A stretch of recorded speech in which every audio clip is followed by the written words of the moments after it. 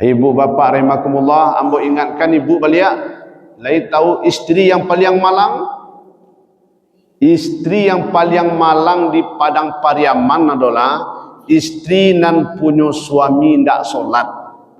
Tu paling malang ibu balaki tu. Jadi paling malang ibu balaki yang punya suami indak so, tu na paling malang. Orang tua na paling malang di padang Pariaman, orang tua yang punya anak indak solat. Tu paling malang apa ibu beranak. Walaupunlah pakai baju dinasnya, walaupunlah bakarajonyo, nasarjananya, tapi nyo ndak solat do, malang apa ibu beranak. Lepai ibu dangan ko, di mana tak malangnya? Letak malangnya takkan ada doa dari anak yang soleh bapak ibu terima. Sabbih isma rabbikal a'la alladhi khalaqa fasawwa.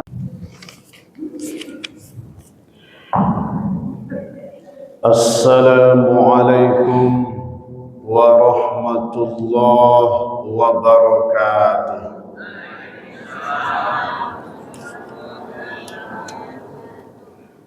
Bismillahi walhamdulillah, assalatu wassalamu ala rasulillah wa ala alihi wa sahbihi wa mawalah, la hawla wa la quwata illa billah.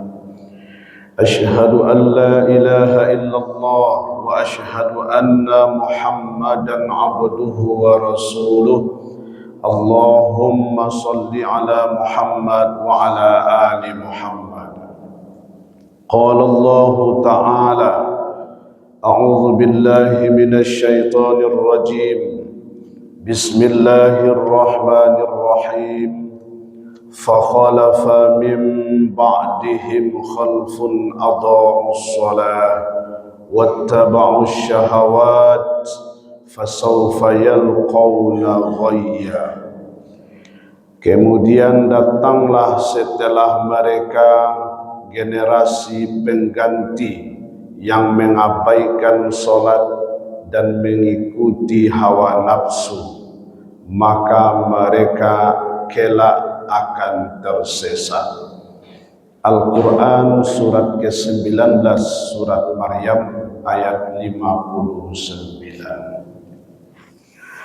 Bapak Ibu jamaah subuh rahimakumullah, senantiasa kita bersyukur kepada Allah Azza wa Jalla. Alhamdulillah, dengan hati yang nyaman, dengan perasaan yang bahagia, kita baru saja selesai menunaikan kewajiban kita sebagai orang yang taat kepada Allah Subhanahu wa Ta'ala, yakni melaksanakan solat subuh berjamaah. Semoga kita semua diberkahi oleh Allah Subhanahu wa Ta'ala. Kemudian salawat dan salam tercurah selalu kepada baginda Rasulullah Muhammad sallallahu alaihi wasallam. Allahumma salli ala Muhammad wa ala ali Muhammad, yang nanti sangat kita harapkan syafaatnya. Bagaimana nanti di akhirat Rasulullah memberikan pertolongannya, syafaatnya kepada kita semua. Karena kita masuk surga bukan karena ibadah kita yang menurut kita sudah taat ini. Karena apabila kita hitung-hitung ibadah kita Bapak Ibu belum cukup untuk memasukkan kita ke dalam surga. Bahkan untuk membayar nikmat mato nan sabalase tidak bisa lunas jo ibadah 500 tahun. 500 tahun awak beribadah itu tidak lunas hanya membayar sabalah nikmat mato. Kalau lah jo ibadah awak masuk surga alun sabarane. Maka dengan apa kita masuk surga? Pertama dengan kasih sayang Allah, kedua dengan syafaatnya baginda Rasulullah Muhammad sallallahu alaihi wasallam. Agak 1 menit seperti biasa, Bapak Ibu, kita bersama-sama bersalawat. Salatullah salamullah ala Toha Rasulillah. Salatullah salamullah ala Yasin Habibillah. Tawassalna bismillah wa bil hadi Rasulillah wa kulli mujahidi lillah bi ahlil badri ya Allah. Salatullah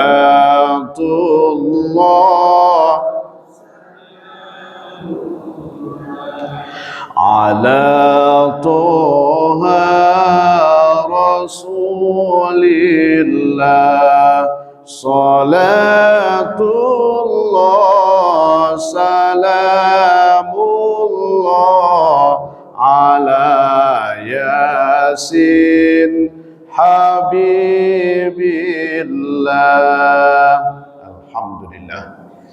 Bapak Ibu yang satu membaca, insyaAllah dapat syafaat. Amin ya rabbal alamin.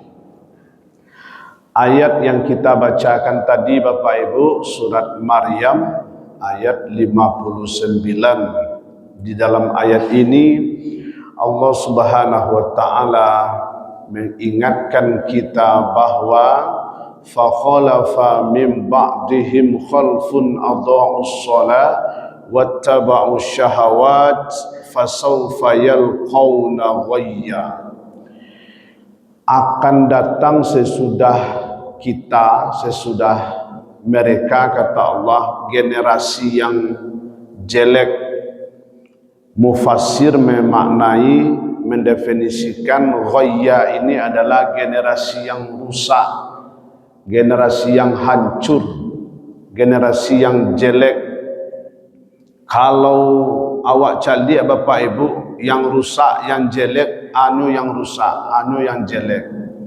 Kalau awak calik anak-anak awak, tampangnya ganteng-ganteng, wajahnya cantik-cantik, badannya sehat-sehat pada Bapak Ibu, tinggi samampai, pangkalangan gadang batang pinang, kulit putih berasia, hidung mancuang, yo sebenarnya rancak anak awak. Ya Bapak Ibu, mungkin apa-apa ada mani ngadah mencalik anak, ya kan? Mencalik anak awak, anak kandung awak, apa pendek kan, anak tinggi, mani ngadah mencalik anak, you tinggi bangkainya, ya kan? Gadang. Tapi kecil Allah ada di antara mereka tu yang rusak, yang jelek, buruk. Anu yang rusak, kalau tampangnya mah gagah-gagah, cantik-cantik. Apa ukuran generasi yang rusak yang Allah sebutkan dalam ayat ini? Ukurannya adalah pertama, adha'us shalah. Mereka yang menyia-nyiakan salat. Mereka yang mengabaikan solat, bahkan tidak solat sama sekali. Itu generasi yang rusak tu. Kalau pendidikannya tinggi-tinggi Pak, bahkan ada sarjana, ada bahkan, mohon maaf Bapak Ibu, ada sebuah pelatihan di hotel, itu yang menghadiri itu sarjana-sarjana tu. Tiba waktu isoma itu apa tu Bu? Istirahat, solat dan makan. Istirahat, solat dan makan. Nyolai satu istirahat, nyolai satu makan, tapi tidak satu solat. Nyo sarjana tu mah. Berarti tinggi pendidikan orang, alun tantu nyo solat ni Bapak Ibu. Iko generasi yang rusak, generasi yang hancur. Ini yang perlu kita khawatirkan Bapak Ibu. Ada 5 lapisan generasi yang tak nampak di musaji Pak Ibu. 5 generasi ini tak nampak di musaji. Alia mau Pak Ibu mendengar. Yang pertama generasi tingkat anak SD. Aku lah ia dah berincik Bang. masjid pek di mana lai alhamdulillah anak perusi lah di belakang nak ISD lai dia perusi ko dia nak ustaz perusi laki-laki dia generasi anak SD ko nak nampak di masjid lima waktu tu sudah tu generasi anak SMP generasi anak SMA kemudian mahasiswa kau nak nampak di masjid tu tapi kalau di kafe-kafe banyak kau di restoran banyak duduk tu di kedai-kedai kopi yang ada wifi yang bisa main-main game tu banyak situ tu generasi nak kampe generasi nak kalimo adalah generasi yang baru menikah yang beranak surang yang beranak berdua tu nak ada nampak di masjid tu ya Bapak Ibu anan generasi yang produktif kecil orang kini nak ada nampak di masjid cuman generasi yang takaiko kini nak banyak di masjid ya kan generasi tua kau nak banyak masjid gini tu 5 lapis generasi awak tu nak doh nan dia yang nampak yang tua ini yang perlu kita khawatirkan Bapak Ibu tak putui generasi ke habis yang generasi tua kau ASEAN kena nyak katel kau yang meramaikan masjid yang hadir solat berjamaah seperti Bapak Ibu hari ini. Kenapa Bapak Ibu hari ini rajin ke masjid berjamaah? Karena dulu acuk kane berang di orang gaek. Cubalah tak sembayang. Cubalah nak tak kasurau. Kane rotan, kane pilin pusik. Kalau tidak mengaji, kalau tidak kau surau. Iya Bapak Ibu. Akhirnya dia terpaso, dia cuk kane berang, mas sampai kini rajin lah. Kan dia dulu cuk terpaso. Berarti kalau begitu Bapak Ibu perlu juga anak kita wanti-wanti banyi-nyi joinyo tu supaya nyo rajin lo sebab kecil orang tua wak dari ketek teranjo-ranjo lagadang tabau-bau lagai terubah tidak kamati jadi perangai. Jadi Bapak Ibu solat inilah yang lebih utama kita perhatikan kepada anak kita Bapak Ibu. Pak Ibu jangan galak-galak saya lagi solat anak Pak Ibu lagi cucu awak dia solat kan amayo lah di rumah ya. Ibu awak nyo takaluk nyo lah panik berajan usah jagoan subuh ibu awak. Because jam 6 berjagoan jam 7 kapai sekolah saya jagoan dek. Kini ko nyo istirahat kan. Ibu awak, ibu Pak Ibu jangan cucu. Ibu bapak rahimakumullah. Jadi utamakanlah solat. Kalau solat sudah diabaikan maka sudah habis Islamnya Bapak Ibu. Kalau solat sudah ditinggalkan oleh anak-anak kita, ndak Islam kan nak wak ledo. Habis agamonya. Teman-teman, as-salatu imaduddin. Faman aqamaha faqad aqamaddin. Faman tarakaha faqad hadamaddin. Siapa solat itu adalah tiangnya agama, siapa yang mendirikan solat dia telah menegakkan agama, siapa yang meninggalkan solat dia sudah meruntuhkan agama. Kalau nak solatnya tu lah runtuh agama tu, lah runtuh habis. Jangan alasan-alasan julai.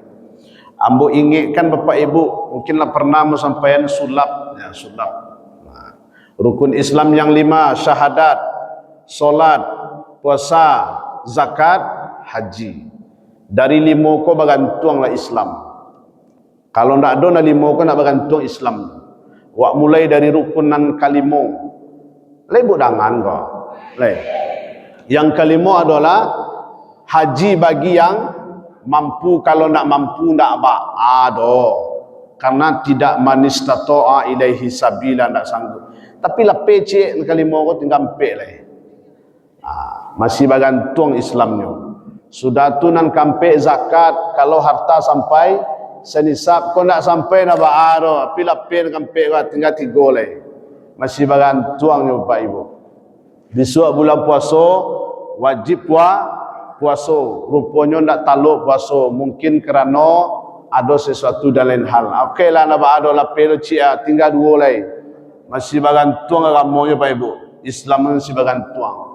Tapi kalau lape solat gua ndak nyu kerajaan solat kau masih bergantung nak lapis Islam ibu. Habis.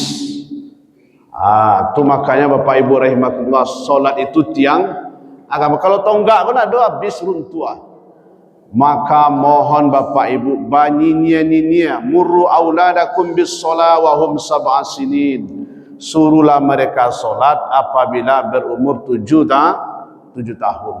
Anak cucu kita yang berumur 7 tahun, bahkan sebelum itu dia sudah disuruh solat. Kok generasi rusak? Banyak generasi nan lima lapis tadi tidak ada di musaji. Maka menjadi tanggung jawab siapa semua ini? Siapa bertanggung jawab menyelamatkan generasi awak bahang?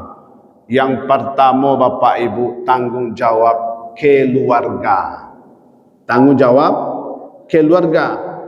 Ya ayyuhalladzina amanu anfusakum wa ahlikum nara.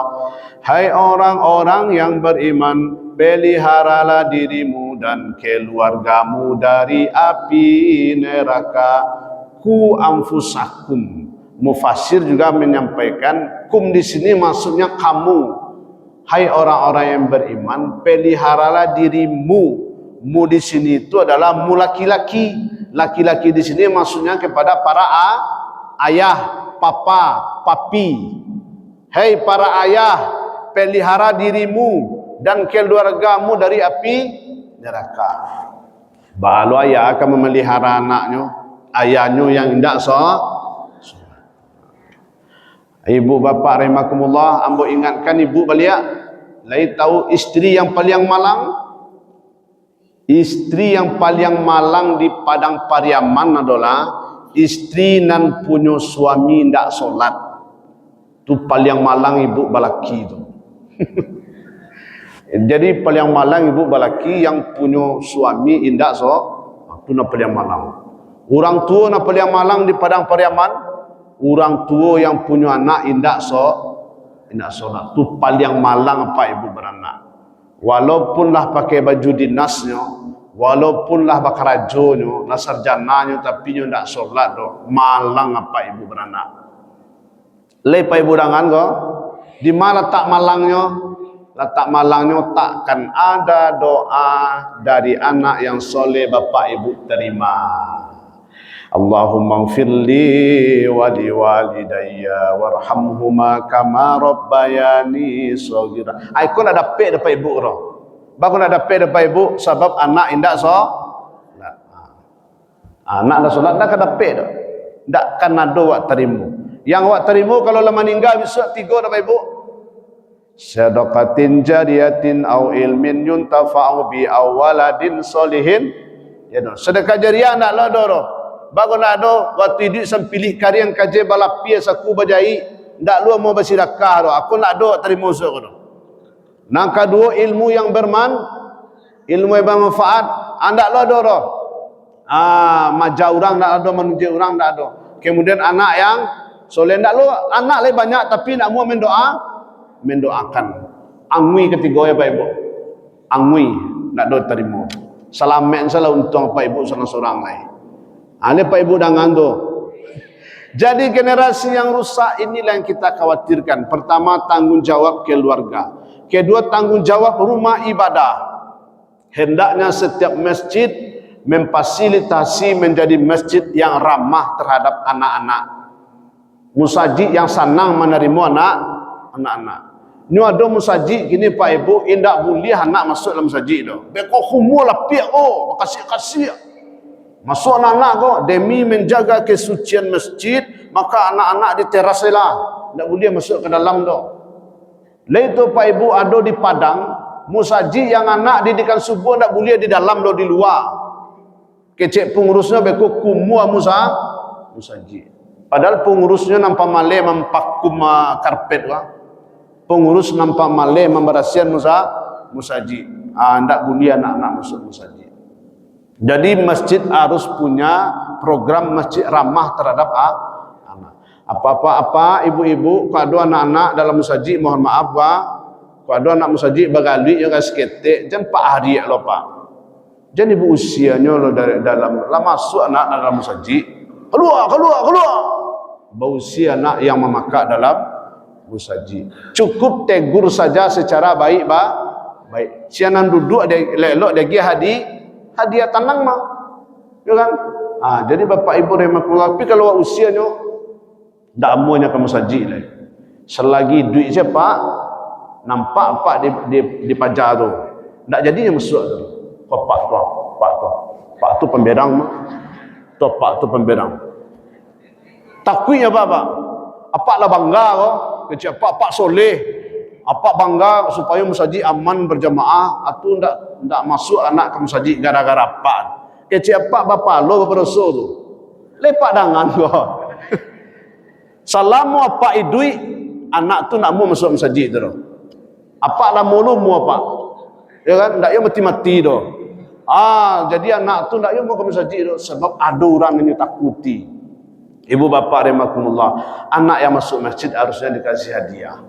Jangan sampai membandingkan anak-anak dengan awak. Ya kan? Bandingkan anak-anak sama anak-anak ko wa ukua, anak-anak ko nyu ama maka awak dah do maka do tu awak soleh, anak-anak ko jaik. Wa bandingan anak-anak jo diri awak ndak boleh dah.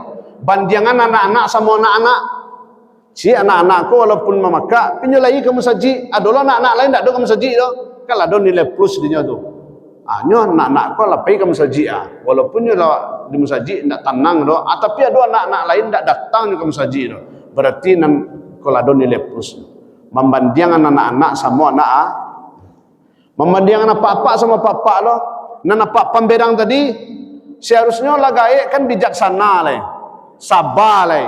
Menasihati dia. Adi bandingan aja papa lain tenang, sabar, bijaksana. Nah bila kita ada pemberang berarti memandangkan apa-apa sama apa-apa. Jangan apa banding diri apa jona anak. Ibu bapa rahimakumullah. Jadi masjid harus punya tempat, punya program ramah terhadap anak. Kalau ndak habis generasi awak yang 5 lapis tadi Pak Ibu. Ndak boleh. Bapak Ibu ada yang bisa menjamin hidup 10 tahun lagi. Lika mungkin Bapak Ibu hidup 20 tahun lagi. Tak mungkin. 2024 kalau wallahu alam rasul. Apalagi 10 tahun lagi. Maka Bapak Ibu mereka inilah yang akan melanjutkan adha'us shalah, yang menyanyiakan salat. Kita siapkan, kita jawab pernyataan Allah ini dengan menyiapkan generasi yang rajin salat. Kemudian Bapak Ibu rahimakumullah, yang ketiga adalah tugas tanggung jawab rumah adat. Pertama rumah tangga, kedua rumah ibadah, dan ketiga rumah adat. Maksudnya adalah para nenek mama alim ulama memperhatikan generasi pengganti. Fa khalafa min ba'dihim khaufun atau shalah tadi insyaallah tidak akan kita temui apabila kita jawab. Nenek mama memperhatikan anak kemana? Jangan sampai memperhatikan manan kadiju man kadi gadai digadai malayo tanah di sinantu masih bisa digaden, tanah di sinantu bisa digaden. Ya kan? Ajan itu nenek mama ni pikiran, kok nenek mama mana kemanakan awak nak menggale goreng ni nak bersekolah tu ya kan, menggale goreng nak bersekolah itu dan diselamatkan. Jangan sampai kau nyanyi di orang. Itu perlu diperhatikan. Mana kemanakan awak yang putih sekolah, yang tak punya baju sekolah, yang sekolahnya menunggak, itu yang diperhatikan oleh nenek mama tadi tu. Jangan sampailah sukses kemanakan, mohon maaf lah sukses kemanakan panakan den ko mama ko mama anggo ya kan, jangan lupa ko mama ko dulu panakan tu anta sekolah anta indak, anta makan anta indak, mamaknya tuti lepak perhatian padangan ko. Kalau lah sukses panakan baru menepel ko mama tu panakan dan waktu susah panakan nak perhatian. Ibu bapa rahimakumullah, yang keempat adalah tanggung jawab rumah sekolah, rumah tangga, rumah ibadah, rumah adat, rumah sekolah. Hendaknya sekolah-sekolah baik negeri atau swasta juga memperhatikan ibadah solat anak kita. Bapak Ibu rahimakumullah, ada sekolah yang jumlah anaknya 300 yang 400 tapi musola nak dor. Ada sekolah gitu tu. Harusnya anak tu solat jamaah di sekolah. Murid banyak, tapi tampek solat tak ada di sekolah tu. Ada mana tampek solat di sudi-sudi, ada lokal dekat pustaka yang tak pakai, ya kan? Ala kumu-kumu di situ anak solat. Ada yang sekolah tak itu. Maka Bapak Ibu, kalau ingin mendidik anak sejak kecil, sekolah-sekolah juga menyiapkan tempat untuk solat berjamaah. Sehingga anak awak waktu solat masuk berjamaah, sudah tu lanjutlah beraja balik. Sudah tu kalau asar pulanglah, sudahlah solat asarnya berjamaah baru pulang. Kau indah Bapak Ibu, nak ya perhatian. Untuk itu 4 rumah ini punya tanggung jawab menyiapkan generasi yang rajin solat. Nan pertama rumah tangga, rumah ibadah, rumah adat, rumah sekolah. Nan kalimo, assalamualaikum warahmatullahi wabarakatuh.